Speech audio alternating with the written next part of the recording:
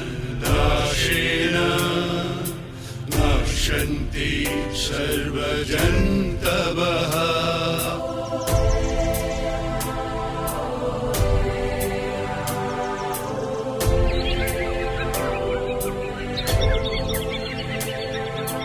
वृक्षः मित्राणि च श्वाकम् इत्थं विचार्य रक्षणं सदा। শ্ৰোতা বন্ধু নমস্কাৰ। সুষমা বসুন্ধৰাৰ নৱমটি খণ্ডলৈ আপোনাক আদৰণি জনাইছোঁ। বিগত খণ্ডটিত আমি কৃষি বিশেষজ্ঞৰ পৰামৰ্শ লাভ কৰিছোঁ। কৃষি বিশেষজ্ঞই আমাক শস্য বনানীকৰণৰ ধাৰণাৰে আগবাঢ়িবলৈ পৰামৰ্শ দিছে, কিয়নো কেৱল গছেৰেই আমি জীৱন নিৰ্বাহ কৰিব নোৱাৰোঁ বা কেৱল গছেই সকলোবোৰ চাহিদা পূৰণ কৰিব নোৱাৰে। সন্তুলিতভাৱে আমি কেনেকৈ গছপুলি ৰোপণ কৰিম সেই ধাৰণা লৈহে আমাক আগবাঢ়িবলৈ পৰামৰ্শ দিছে। বৰ্তমানৰ যুগ হৈছে স্পেচিয়েলাইজেশ্যন বা বিশেষীকৰণৰ যুগ। গতিকে সাধাৰণ জ্ঞান লৈ আমি এটা পৰিকল্পিত অভিযান সফল কৰিব নোৱাৰোঁ। আমি প্ৰতিটো খোজতেই বিশেষজ্ঞৰ পৰামৰ্শ লৈ আগবাঢ়িব লাগিব। আমাৰ পৰিকল্পনাৰ ভিত্তিও হ'ব লাগিব বৈজ্ঞানিক চিন্তাধাৰা। সেয়ে আমাৰ পৰম্পৰাগত অভিজ্ঞতালব্ধ জ্ঞানো হ'ব পাৰে বা আধুনিক গৱেষণালব্ধ অধ্যয়নৰ ফচলো হ'ব পাৰে, কিন্তু আমাৰ কৰ্মপদ্ধতি বিজ্ঞানসন্মতভাৱে আমি আগবঢ়াই নিবই লাগিব। তেতিয়াহে আমি বহনক্ষম উন্নয়নৰ দিশে আগবাঢ়ি যাব পাৰিম।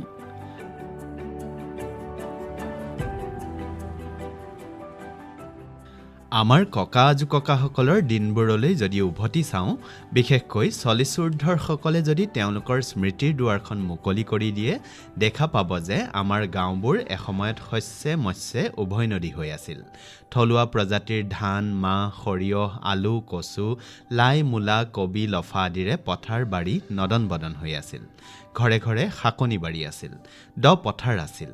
সাৰ জাবৰ বুলিবলৈ কেৱল পচন সাৰৰ প্ৰাধান্য আৰু সঁচ বুলিবলৈ আছিল থলুৱা প্ৰজাতিৰ বীজ। প্ৰজন্মৰ পাছত প্ৰজন্ম ধৰি কৃষিজীৱী পৰিয়ালে তেনেকৈ স্বাৱলম্বী জীৱন কটাইছিল। বহুতো পৰিয়ালত হয়তো চাকৰি কৰা লোকো আছিল, পিছে চাকৰি কৰিলেও খেতি খোলা কিন্তু বাদ দিয়া নাছিল। কেনে পথাৰত কি ধানৰ সঁচ লগাব, কেনে বাৰীত কেনে খেতি ভাল হ'ব, দীৰ্ঘদিনীয়া অভিজ্ঞতাৰে পুষ্ট হৈ সেইমতেই খেতিৰ ফচল লাভ কৰিবলৈ সক্ষম হৈছিল। ঘৰৰ কাঠি কামিৰ বাবে প্ৰায় প্ৰতি ঘৰ মানুহৰেই একোখন বাহনী আৰু কাঠনি বাৰীও আছিল। গাঁওবোৰত গৰু ম'হ চৰিবৰ বাবে চৰণীয়া পথাৰ আছিল। ঘৰে ঘৰে গৰুৰ গোহালি, ছাগলীৰ গঁৰাল আছিল। হাঁহ কুকুৰা পোহাটো গ্ৰামীণ পৰম্পৰাই বুলি ক'ব পাৰি। কৃষি বিভাগে ছপা কৰা কৃষি পঞ্জিকাত শ্লোগান লিখিছিল এইদৰে: যাৰ নাই ধান তাৰ নাই মান, যাৰ নাই গৰু সি সবাতোকৈ সৰু। প্ৰিয় শ্ৰোতা, আপোনাৰ নিশ্চয় মনত পৰে, গাঁৱৰ দাঁতিত একোখন বনাঞ্চল দেখিবলৈ পোৱাটো আছিল আমাৰ সচৰাচৰ দৃশ্য। তেনেবোৰ বনাঞ্চলৰ ফল মূল খায়েই জীৱন কটাইছিল বান্দৰ, কেৰ্কেটুৱা, চৰাই চিৰিকটি আদি প্ৰাণীয়ে। মানুহৰ শস্যৰ বাৰীত সিহঁতে খাদ্য বিচাৰি আহিবলগীয়া হোৱা নাছিল। তেনেবোৰ অৰণ্যতে গঢ়ি উঠিছিল একো একোটা চৰাইৰ চুবুৰী। নানা তৰহৰ চৰাইৰ কিচিৰ মিচিৰ কাকলিয়ে গাঁওবোৰ উজ্জীৱিত কৰি ৰাখিছিল, মুখৰিত কৰি ৰাখিছিল।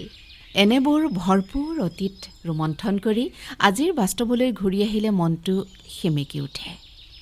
এতিয়া আৰু সেইবোৰ দিন নাই। গাঁৱৰ পৰিৱেশ সলনি হৈছে। গাঁও চহৰৰ পাৰ্থক্য লাহে লাহে নোহোৱা হৈ আহিছে। গাঁৱৰ মানুহ নগৰলৈ ঢাপলি মেলিছে, নগৰৰ মানুহ গৈছে মহানগৰীলৈ, আৰু মহানগৰীৰ পৰা মানুহৰ প্ৰব্ৰজন ঘটিছে মেট্ৰপলিটান চহৰলৈ।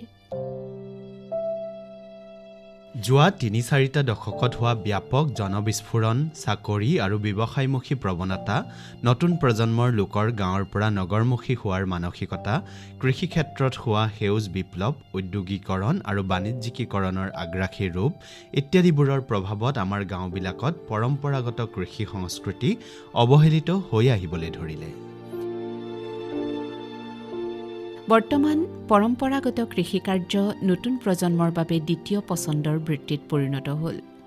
বাণিজ্যিক ভিত্তিত কৃষিকাৰ্য কৰিবলৈ লোৱাৰে পৰা উৎপাদন বঢ়াবৰ বাবে কৃষিক্ষেত্ৰত প্ৰয়োগ কৰা বিষাক্ত কীটনাশকৰ প্ৰয়োগ, ৰাসায়নিক সাৰৰ ব্যৱহাৰ, গৱেষণালব্ধ হাইব্ৰিড বীজৰ ব্যৱহাৰ আদিয়ে বহনক্ষম উন্নয়নৰ বাটটোত হেঙাৰ হৈ থিয় দিছে। লাভজনক জাৰ্চি গাইৰ গাখীৰ উৎপাদনৰ পৰা শাক-পাচলি, মৎস্য তথা চাহ উৎপাদনলৈকে অনিয়ন্ত্ৰিত ৰূপত ব্যৱহাৰ কৰা ঔষধ, কীটনাশক আৰু ৰাসায়নিক দ্ৰব্যৰ প্ৰয়োগে জনস্বাস্থ্যৰ প্ৰতি ভাবুকি কঢ়িয়াই অনা কথাটো ইতিমধ্যে পৰীক্ষাগাৰত প্ৰমাণিতও হৈছে। অবাধ নিৰ্বনানীকৰণৰ ফলস্বৰূপে বনাঞ্চলতকৈ জনাঞ্চলৰ এলেকা ভয়ানকভাৱে বাঢ়ি আহিবলৈ ধৰিলে।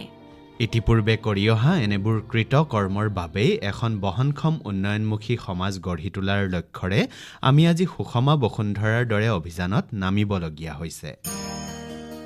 আমাৰ সেউজ কৰ্মীসকলে ইতিমধ্যে কঁকালত টানকৈ টঙালি বান্ধি হাতে কামে আগবাঢ়িছে।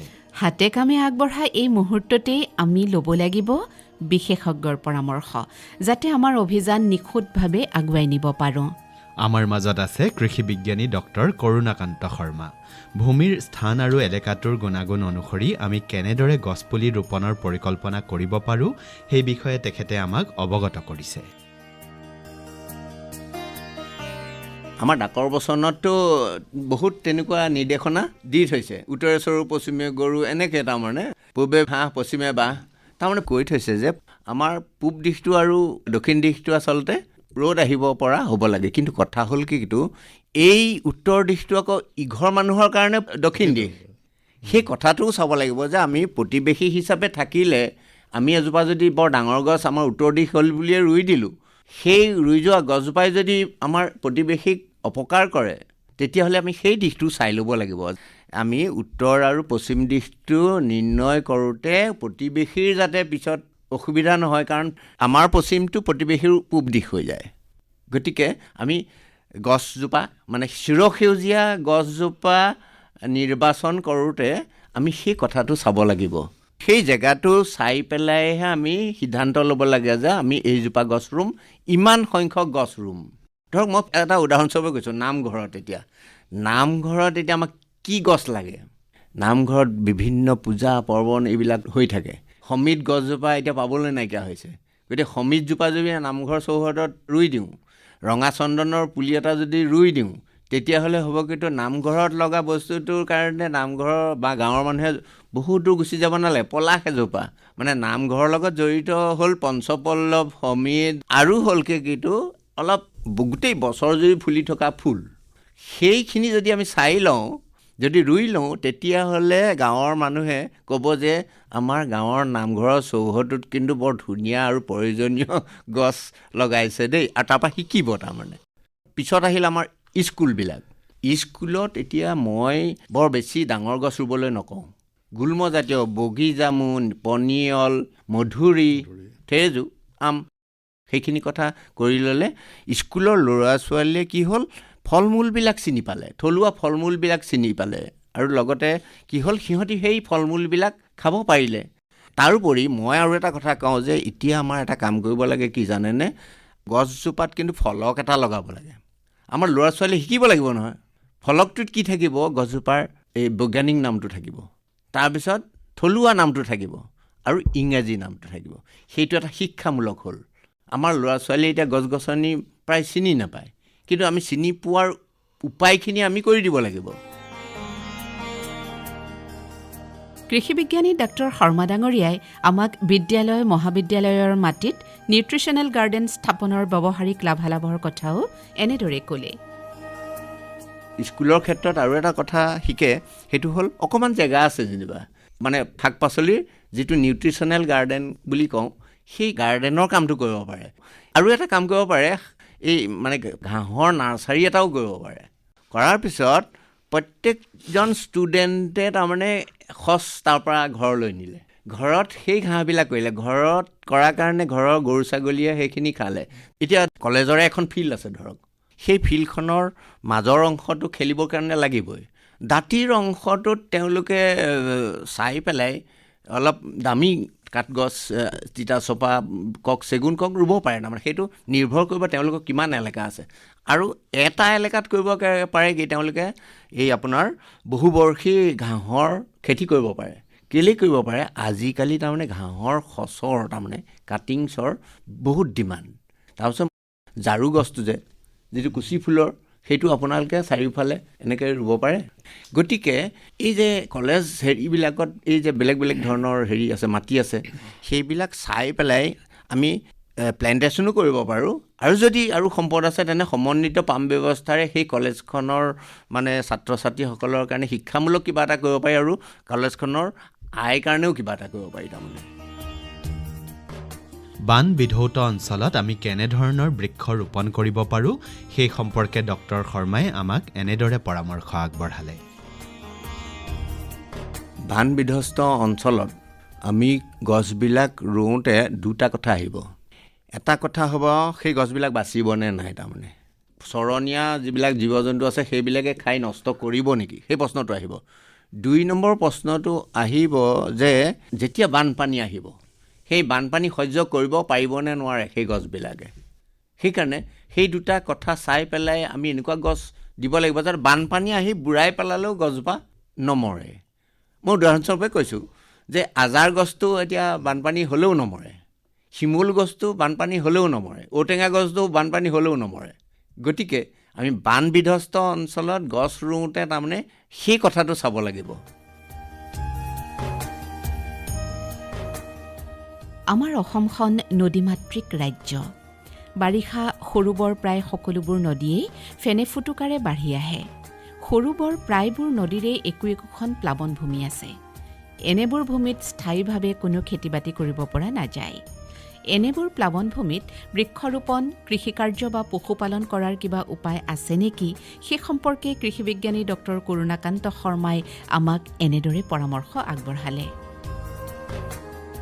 চৰণীয়া পথাৰত এবিধ গছ নুৰুই পেলাই এনেকুৱা কৰিব লাগে যাতে গৰুৰ কাৰণেও গছৰ পাত খাব পৰা গছো ৰুব লাগে আৰু শুকাঠি গছো ৰুব পাৰে চৰণীয়া পথাৰ এনেই মানে মাটিৰ কণ্ডিশ্যনটোতো খুব ভাল যিকোনো গছেই ধুনীয়াকৈ হ'ব খালি মূল কথাটো হ'ল কিন্তু আমি এটা কাম কৰিব লাগিব যে আমি সেইটো প্ৰটেকশ্যনৰ ব্যৱস্থাটো যদি কৰোঁ তেনেহ'লে চৰণীয়া পথাৰত আমি সেইটো কৰিব পাৰোঁ চৰণীয়া পথাৰত আমাৰ এই যিসকল ওচৰৰ গাঁৱৰ গোট থাকে বা একেলগ হৈহে কামটো কৰিব সেইটো যদি এটা কাম কৰে তেতিয়াহ'লে পুষ্টিটো বৰ ধুনীয়া হ'ব কি হ'ব ক'ব পাৰেনে আমি ৰোটেশ্যনেল গ্ৰেজিং বুলি কওঁ চৰণীয়া পথাৰত ৰোটেশ্যনেল গ্ৰেজিংটো এনেকুৱা ধৰক গোটেই এখন চৰণীয়া পথাৰ আছে আমি 4 ভাগ কৰি ল'লোঁ লৈ পেলাই আমি ৰোটেশ্যনেল গ্ৰেজিং কৰিম তাৰমানে 1 নম্বৰ প্লটটোত আমি চৰিবলৈ এলাউ কৰি দিলোঁ 10 দিন তাৰমানে চৰিবলৈ এলাউ কৰাৰ পাছত ছেকেণ্ডটোলৈ আমি খুলি দিম তাৰপিছত থাৰ্ডটোলৈ খুলি দিম আৰু ফ'ৰ্থটোলৈ খুলি দিম আমি মাজত 40 দিন পালোঁ নাই গেপটো সেই 40 দিন যে পালোঁ 40 দিন পালে মানে প্ৰত্যেক দিনাখনেই আমি চৰিবলৈ তাৰমানে এটা এৰিয়া পাই যাম যদি আমি তাকে নকৰি একেলগে গোটেইখিনি যদি চৰিবলৈ দি দিওঁ তেতিয়াহ'লে ঘাঁহে কিন্তু এই গ্ৰ'থটো অহাত অসুবিধা হ'ব সেইকাৰণে ৰোটেশ্যনেল চৰণীয়া পথাৰৰ এটাই কথা ৰোটেশ্যনেল গ্ৰেজিংটো কৰিব লাগে ডক্টৰ শৰ্মা ডাঙৰীয়াৰ পৰামৰ্শই আমাক ব্যৱহাৰিক দিশত নিশ্চয় প্ৰভূত সহায় কৰিব আমাৰ সেউজ কৰ্মীসকলে এতিয়া পৰামৰ্শ অনুসৰি গছপুলি ৰোপণ কৰিব খোজা মাটি চিনাক্ত কৰি সেইমতে কাৰ্যক্ষেত্ৰত আগবাঢ়িবলৈ সুবিধা হ'ব অৱশ্যে এই ক্ষেত্ৰত তেওঁ আমাক পুনৰ নিৰ্দিষ্ট পৰামৰ্শ দিব কৃষি বিজ্ঞানী ডক্টৰ কৰুণাকান্ত শৰ্মা ডাঙৰীয়াৰ দৰেই পৰৱৰ্তী সময়ত আমাৰ সৈতে থাকিব বন বিশেষজ্ঞ আৰু বিত্তীয় পৰামৰ্শদাতা আমাৰ কাৰ্যক্ৰমণিকা আগবাঢ়ি যোৱাৰ লগে লগে আমি তেখেতসকলৰ পৰামৰ্শও গ্ৰহণ কৰি হাতে কামে আগবাঢ়ি যাম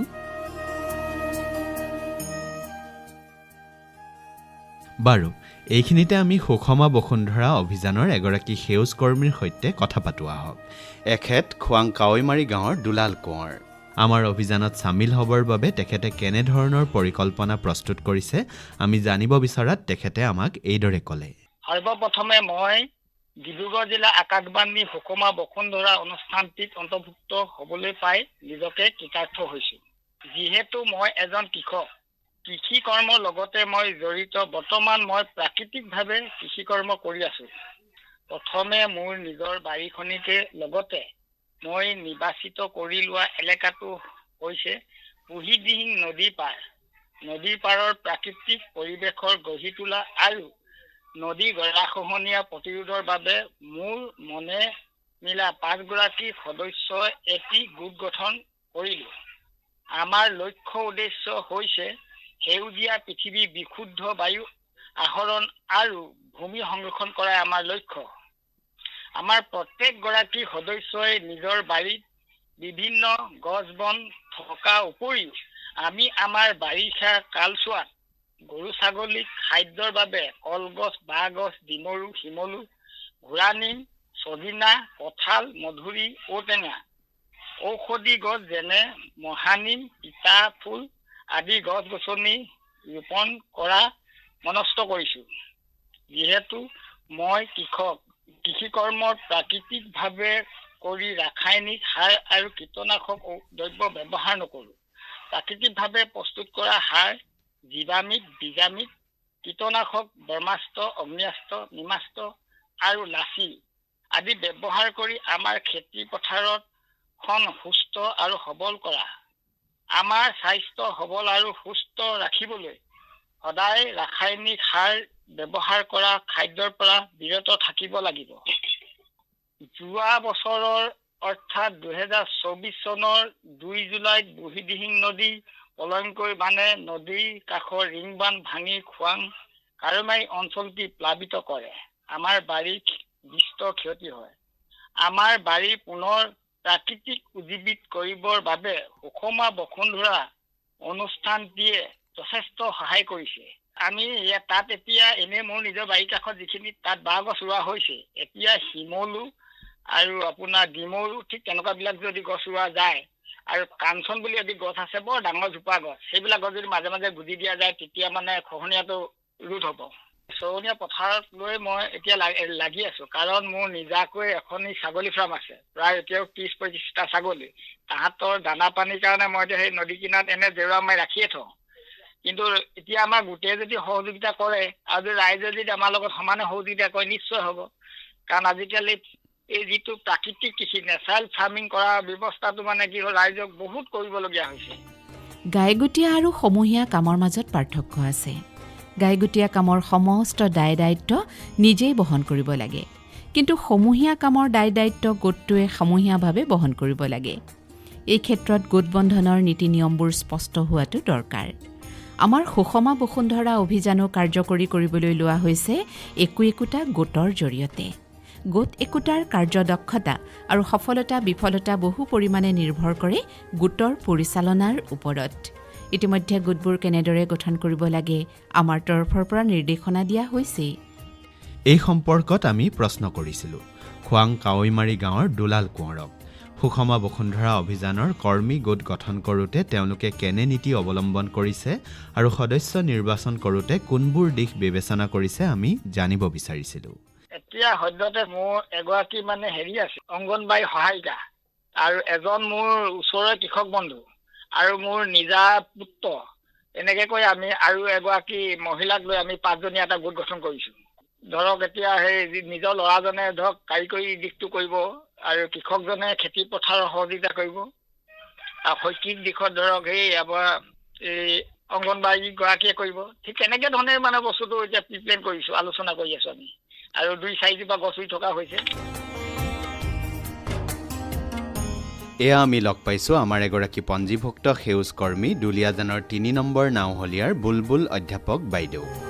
সুষমা বসুন্ধৰা অভিযানৰ জৰিয়তে ৰূপায়ণ কৰিব খোজা পৰিকল্পনাৰ প্ৰস্তুতি কিদৰে হাতত লৈছে সেই সম্পৰ্কে তেখেতে আমাক অৱগত কৰিছে। মই বৰ্তমান ৰিটায়াৰ, কিন্তু মই এখন এতিয়া ৰিহেবিলিটেশ্যন চেণ্টাৰত কাম কৰোঁ, য'ত মানে ডিজেবল ল'ৰা ছোৱালী থাকে। তাত 14 বিঘা মাটি আছে। মই এবাৰ মনতে ভাবিছিলোঁ মই তাতেই কামটো আৰম্ভ কৰোঁ নেকি। তেওঁলোক কিন্তু বহুত উৎসাহিত হ'ব মই যদি তাত কামটো আৰম্ভ কৰোঁ। তাত এটা পুখুৰীও আছে, গতিকে মই ভাবিছিলোঁ পুখুৰীত যদি আমি এনেকুৱা মেটেকা ৰুই পেলাই মেটেকাৰ কামটো, তেওঁলোকে মেটেকা বাহিৰৰ পৰা আনি পেলাই মেটেকাৰ কাম আৰম্ভ কৰিছে, ভকেশ্যনেলৰ কাম। গতিকে মই ভাবিছিলোঁ তাত পুখুৰীটোতে যদি আমি মেটেকাৰ সৃষ্টি কৰি তাৰ পৰাই যদি মেটেকাখিনি আমি লৈ পেলাই মেটেকাৰ বস্তু কৰোঁ, তেতিয়াহ'লে ধৰক আমাৰ সেই মেটেকা অনাৰ যিটো পইচা সেইটো বাচি গ'লহেঁতেন, আৰু তেওঁলোকে নিজেই তাতেই মানে মেটেকাখিনি কিদৰে ঠিক কৰে সেইখিনিতো তেওঁলোকক ট্ৰেইনিং দি থকাই হয়। গতিকে মই ভাবিছিলোঁ সেই পুখুৰীটোৰ এটা ভালকৈ আমি উপয়োগ কৰোঁ আৰু তাতে যদি হাঁহ আমি পালন কৰিব পাৰোঁ। তাত ইমানখিনি মাটি আছে এতিয়া হাঁহ কুকুৰাও পালন কৰিব পাৰোঁ, তাৰে আমি কণী বেচিব পাৰোঁ বা মাংস বেচিব পাৰোঁ। ঠিক তেনেকৈ মই ভাবি আছিলোঁ যে সেইখিনিকেই মই উপয়োগ কৰোঁ নেকি। মই লক্ষ্য কৰিছোঁ যে এতিয়া বৰ্তমান মেটেকাৰে আমাৰ সেই চেণ্টাৰটোত এটা ভকেশ্যনেল চেণ্টাৰো আছে, যিখিনি ধৰক 14-15 বছৰৰ ওপৰৰ যিখিনি ল'ৰা ছোৱালী, ডিজেবল ল'ৰা ছোৱালী, কিন্তু যিখিনি কলা বোবা তেওঁলোকে বহুতখিনি কাম কৰিব পাৰে, তেওঁলোকক মানে কামত লগাবলৈ চেষ্টা কৰি আছে। আৰু তেওঁলোকে মেটেকাৰ বেগৰ প্ৰশিক্ষণ দিছে, বেগ কেনেকৈ বনাব পাৰে সেয়া বেগবোৰ মই দেখিছোঁ বিক্ৰীও হৈছে। ঠিক তেনেকৈ ডাইনিং ছেট বনাইছে, বেগ বনাইছে, এনেকৈ বিভিন্ন ধৰণৰ বস্তু বনাইছে, ফুলৰ টাব বনাইছে। গতিকে মেটেকাটো মই দেখিছোঁ বহুত প্ৰফিট আছে মেটেকাৰ যদি বিজনেছটো কৰিব পাৰে। আমি যদি হাঁহ কুকুৰাৰ এনেকুৱা ফাৰ্ম যে আজিকালি কণী মানে নিজে দিয়ে এনেকুৱা ধৰণৰ ফাৰ্মবোৰ যে আছে, আৰু হাঁহৰ কাৰণে সেই পুখুৰীটো আছে। গতিকে হাঁহখিনিকতো এই পুখুৰীত মেলি দিব পৰা হ'ব, আৰু ওচৰত অলপমান ঘাঁহৰ যদি আমি তেনেকুৱা ধৰণৰ অলপমান তেওঁলোকৰ খাবৰ যোগ্যৰ বস্তু যদি আমি তাত কৰোঁ, তাত আমি ৰুওঁ, তেতিয়াহ'লে মই ভাবিছোঁ হাঁহ কুকুৰাৰ ফাৰ্মটো কৰিব পৰা হ'ব। তাত তেওঁলোকক অকণমান প্ৰশিক্ষণ দিব লাগিব, খালি প্ৰশিক্ষণ দি পেলাই আমি আমি কেনেকৈ সেই কুকুৰাখিনি পালন কৰিব লাগিব আৰু হাঁহখিনি পালন কৰিব লাগিব, তাৰ এটা আমি প্ৰশিক্ষণ দিব লাগিব। মই ভাবিছোঁ যে মই সেই ৰিহেবিলিটেশ্যন চেণ্টাৰটোকে আগবঢ়াই লৈ যাওঁ নেকি।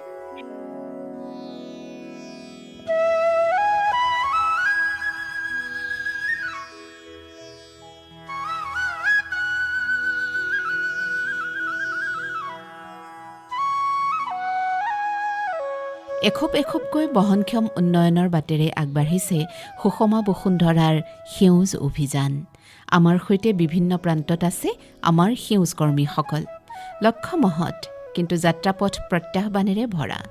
প্ৰত্যাহ্বান অতিক্ৰমী আমি আগবাঢ়িব লাগিব। আগবাঢ়িবতো লাগিবই, কাৰণ পিছলৈ উভতি চোৱাৰ এতিয়া আৰু কোনো অৱকাশ নাই। ইতিমধ্যে আমি বহুখিনি বাট অতিক্ৰম কৰিলোৱেই।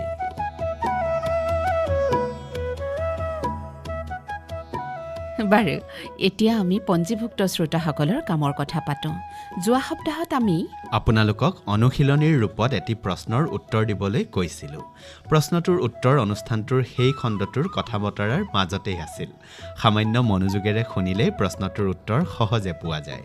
আমাৰ সুষমা বসুন্ধৰা অভিযানৰ সৈতে প্ৰশ্নটোত জড়িত থকা কথাবোৰৰ গুৰুত্বপূৰ্ণ সম্পৰ্ক আছে। আমি আশা কৰিছোঁ আপোনালোকে অনুষ্ঠানটোৰ প্ৰত্যেকটো খণ্ড মনোযোগেৰে শুনক। কেৱল প্ৰশ্নৰ উত্তৰ দিবলৈ বুলিয়েই নহয়, আপোনাৰ চিন্তা, আপোনাৰ পৰিকল্পনা, আপোনাৰ কামত ই সহায়ক হ'ব।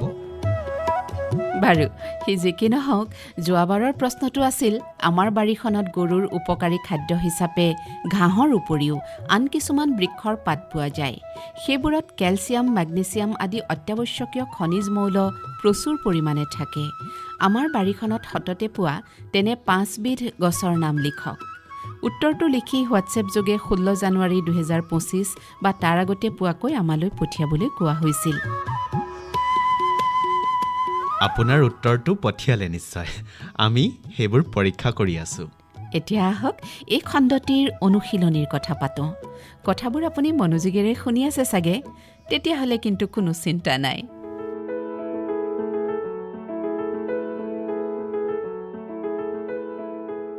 বন্ধুসকল, এতিয়া এই সপ্তাহৰ প্ৰশ্ন মন দি শুনিব কিন্তু দেই।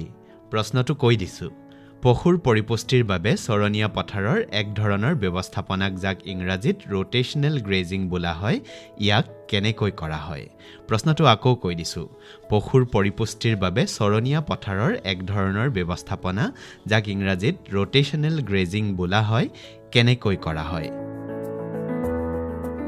এই প্ৰশ্নটোৰ উত্তৰ লিখি 23 জানুৱাৰী 2025 বা তাৰ আগতে পোৱাকৈ আমালৈ হোৱাটছএপ যোগে পঠাওক। শ্ৰোতাবন্ধু, আমি বিগত প্ৰতিটো খণ্ডতে কৈ আহিছোঁ যে আমাৰ পঞ্জীভুক্ত শ্ৰোতাসকলৰ লগতে সমাজৰ কল্যাণৰ বাবে বিভিন্ন সেৱামূলক কাম কৰা সকলৰ বাবে সুষমা বসুন্ধৰা অনুষ্ঠানটি মত প্ৰকাশৰ এক মঞ্চ হওক। সমাজৰ কল্যাণমূলক কাম কৰা যিকোনো শ্ৰোতাই তেওঁলোকৰ অভিজ্ঞতাৰ কথা আমালৈ লিখিব পাৰে। ইতিমধ্যে আমি চিঠি পাইছোঁ আৰু প্ৰচাৰো কৰিছোঁ। আজিও আমি এখন চিঠি হাতত লৈছোঁ। চিঠিখন লিখিছে ধেমাজি জিলাৰ মাছখোৱাৰ দেওঘৰীয়া গাঁৱৰ দ্ৰোণ চেতিয়াই। তেখেতে লিখিছে, সুষমা বসুন্ধৰা অনুষ্ঠানটি শুনি উৎসাহিত হৈছোঁ।